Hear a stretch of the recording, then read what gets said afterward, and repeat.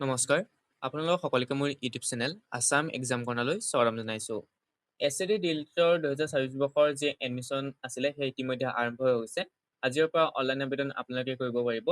ইতিমধ্যে portal opening হৈ গৈছে। 21 মে'ৰ পৰা অনলাইন আবেদন আৰম্ভ হোৱা কথা আছিলে। আজি তেওঁলোকে অনলাইন আবেদনৰ কাৰণে পৰ্টেল মুকলি কৰিছে। লগতে তেওঁলোকৰ যিখন এডমিশ্যন নটিচ সেই বিষয়েও উল্লেখ কৰিছে বা নটিচবিলাকো দিছে। গতিকে মই আপোনালোকক সেই নটিচবিলাকত কিবা চেঞ্জিং হৈছে নেকি সেই বিষয়ে প্ৰথম জনাই ল'ম। তাৰপিছত যিটো প্ৰচেছ আছে, অনলাইন প্ৰচেছ আছে, সেই প্ৰচেছটো মই আপোনালোকক দেখুৱাই দিম। গতিকে মই যিখন ইনফৰমেশ্যন বুলেটিন আছে, সেই বুলেটিনখন ডাউনলোড কৰি ডাইৰেক্ট আপোনালোকক দেখুৱাই দিম ইয়াত যে কিবা কিবি চেঞ্জিং হৈছে নেকি। এইখন আপোনালোকে বুলেটিনখন দেখিছে, ইয়াতে আপোনালোকৰ সকলো তথ্য উল্লেখ থাকে। ইয়াতে আপোনালোকে সকলো তথ্য পাই যাব।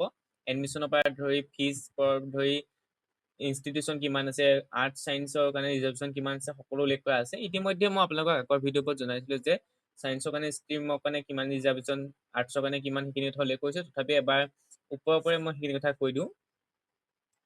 আৰ্টছৰ আৰু আদাৰ ষ্ট্ৰীমৰ কাৰণে চিট থাকিব ৰিজাৰ্ভেশ্যন 70%, ছায়েন্সৰ কাৰণে থাকিব 30%। কোৰ্চটো 2 বছৰীয়া 4টা ছেমিষ্টাৰ থাকিব।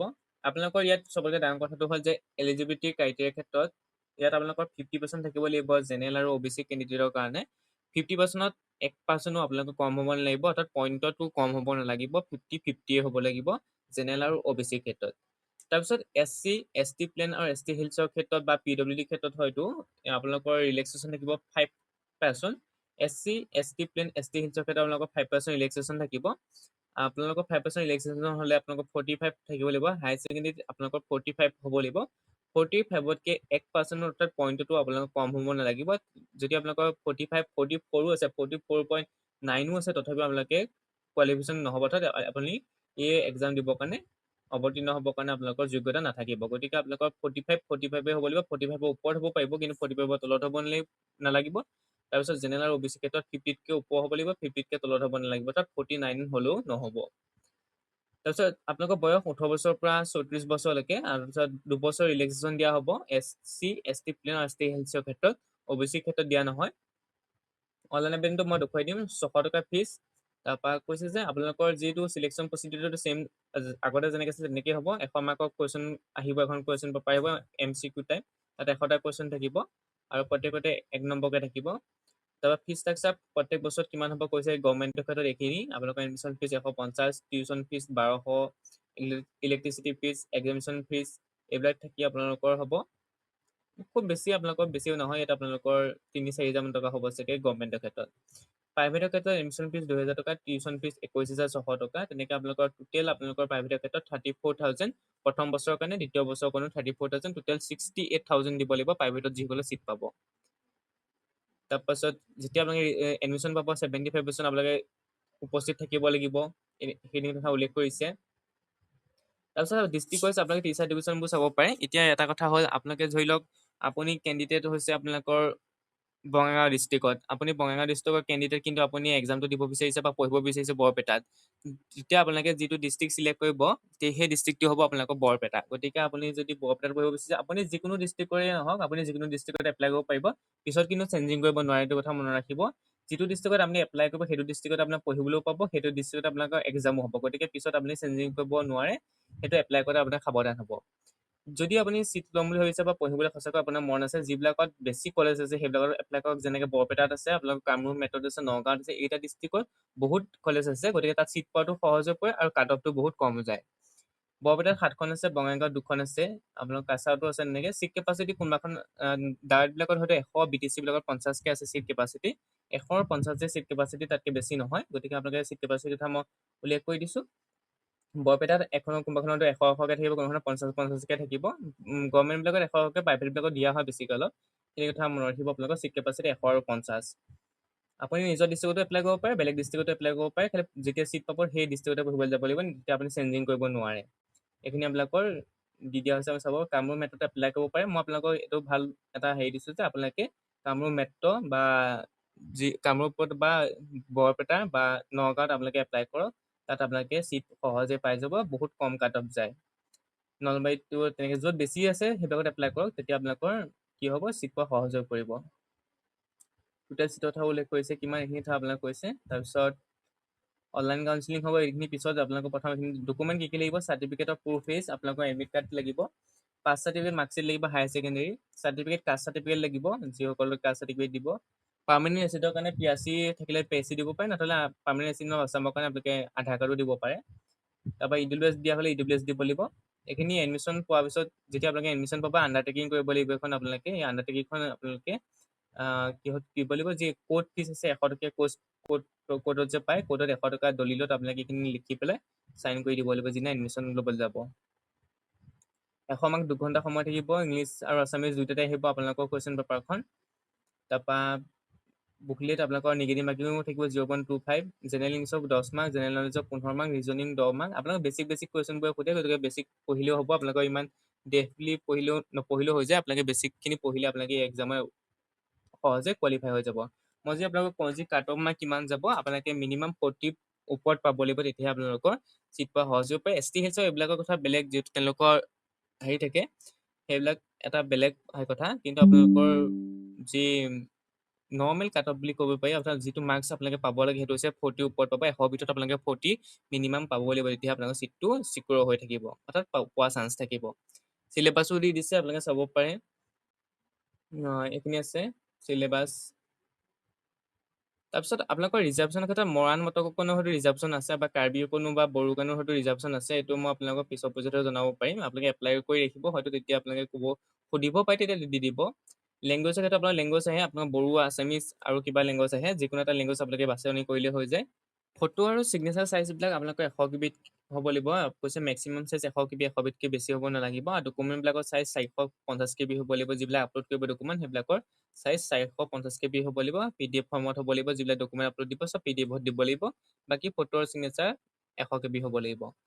তাৰপিছত এতিয়া আপোনালোকৰ অনলাইন আবেদন 21 তাৰিখৰ পৰা আৰম্ভ হৈছে। আপোনালোকৰ ক্লজিং হ'ব 10 জুনৰ দিনা। তাৰপিছত এডমিট কাৰ্ড 5 জুলাইৰ পৰা আপোনালোকে ডাউনলোড কৰিব পাৰিব। তাৰপিছত এক্সামটো হ'ব 12 জুলাইৰ দিনা। আপোনালোকৰ যিটো অনলাইন আছে, সেই অনলাইনটো হয়তো আগবঢ়াব পাৰে, কাৰণ আপোনালোকৰ বহুত দিন সময় আছে। 10 জুনৰ পৰা এমাহ সময় আছে এডমিট কাৰ্ড ডাউনলোড কৰা। গতিকে হয়তো মাজতে অনলাইন প্ৰচেছৰ যিটো ডেট আছে, সেইটো এক্সটেণ্ড কৰিব পাৰে, নহ'লে আপোনালোকৰ চেম থাকিব। কিন্তু আপোনালোকে যিটো ডেট দিছে, সেই ডেটৰ মতে আপোনালোকে অনলাইন আবেদন কৰক। এক্সামটো 12 জুলাইৰ দিনা দিছে, ছানডে। ৰিজাল্ট দিব 27 তাৰিখে। গতিকে আপোনালোকৰ এইখিনি তথ্য মই আপোনালোকক জনাই দিলোঁ। এতিয়া যি অনলাইন প্ৰচেছ আছে, সেই অনলাইন প্ৰচেছটো মই আপোনালোকক দেখুৱাই দিওঁ।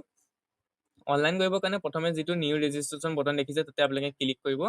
ক্লিক কৰাৰ পিছত আপোনালোকৰ সন্মুখত এনেকৈ আহিব, কেণ্ডিডেট ৰেজিষ্ট্ৰেশ্যন বুলি আহিব ফৰ্মখন। তাৰপিছত অহাৰ পিছত ইয়াত দেখিব চলিউশ্যন। এইটো আপোনালোকে ল'ব আপোনাৰ শ্ৰীমতী, মিষ্টাৰ, মিছ, যি দিয়ে আপোনাৰ নামৰ আগত সেইটো আপুনি উল্লেখ কৰিব। তাৰপিছত নামটো ফাৰ্ষ্ট নেম দিব, লাষ্ট নেমটো দিব। তাৰপিছত দেউতাৰ নামটো দিব, মাৰ নামটো দিব। দেউতা মাৰ নামৰ আগত আপোনালোকে একো নিলিখিব। মিষ্টাৰ, মিছ একো নলগাব, খালীকৈ ৰাখিব। DOB-টো আপোনালোকে ইয়াৰ পৰা চুজ কৰিব। জেণ্ডাৰটো ল'ব, কেটেগৰীটো ইয়াৰ পৰা চিলেক্ট কৰিব। OBC হ'লে OBC, ST প্লেন হ'লে ST প্লেন, যি হয় আপোনালোকে উল্লেখ কৰিব। জেনেৰেল হ'লে জেনেৰেল।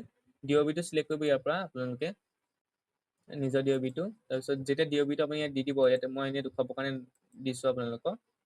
যেতিয়া DOB-টো এনেই আপোনালোকে দি দিব, অট'মেটিক কেলকুলেশ্যন কৰি ল'ব আপোনাৰ বয়স কিমান হৈছে লৈ ল'ব। কোৱালিফিকেশ্যনটো SS পাছ দিব। ফোন নাম্বাৰ দিব, ইমেইলটো দিব আপোনালোকৰ। এইখিনি দিয়াৰ পিছত আপোনাৰ ছেভ এণ্ড প্ৰচিড কৰিব। আপোনাৰ ৰেজিষ্ট্ৰেশ্যন অপেনিং হৈ যাব। তাৰপিছত আপোনালোকে কি কৰিব লাগিব, যিটো ওপৰত দিছে লগইন বটনটোত ক্লিক কৰি লগইন কৰিব লাগিব। ৰেজিষ্ট্ৰেশ্যন কৰাৰ পিছত আপোনাৰ ফোনলৈ OTP যাব। সেই OTP-টো আপোনালোকে বঢ়োৱাৰ পিছত আপোনাৰ ৰেজিষ্ট্ৰেশ্যন ছাকচেছফুল হৈ যাব। তাৰপিছত লগইন কৰিবৰ কাৰণে আপোনাৰ যিটো মোবাইল নম্বৰ সেইটো দিব লাগিব, আৰু DOB-টো দি আপোনালোকে লগইন কৰিব লাগিব। লগইন কৰাৰ পিছত আপোনাৰ সন্মুখত এনেকৈ ডেছবৰ্ডখন আহিব। ইয়াতে আপোনালোকৰ সকলো কথা উল্লেখ থাকিব, আপুনি কি ৰেজিষ্ট্ৰেশ্যন কৰিছে ৰেজিষ্ট্ৰেশ্যন কৰোঁতে, সেইখিনি কথা উল্লেখ থাকিব। তাৰপিছত প্ৰচিড টু কমপ্লিট এপ্লিকেশ্যন বটনটো যি দেখিছে, তাতে আপোনালোকে ক্লিক কৰিব। তাত ক্লিক কৰাৰ পিছত আপোনালোকৰ যিখিনি আগৰ তথ্য আছে, সেইখিনি চব আহিয়ে যাব। ইয়াত আপোনালোকৰ ডিটেইলছখিনি ভৰাবলগীয়া নাই। গতিকে আপোনালোকে এইখিনি এনেকৈ ৰাখিব।